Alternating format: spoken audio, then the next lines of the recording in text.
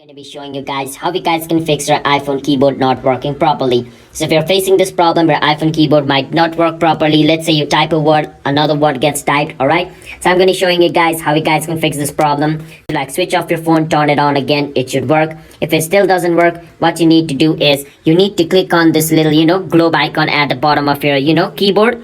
And what you want to do is go on keyboard settings. Once you go on keyboard settings, you want to go on keyboards. Once you go on keyboards, you want to choose the current keyboard which you're using. So I'm using English US, so I'm going to click on it. And it's going to give you multiple options. So, choose other option, choose this option, try to type, it should work. If it doesn't, choose another option, try to type with it. If it doesn't work, choose another option. Just like this, try to switch from one into another and it should work. And if it still doesn't work, what you need to do is, what you want to do is go on your iPhone settings. So I'm going to go on my iPhone setting over here. And over here, I'm going to go on where it says general.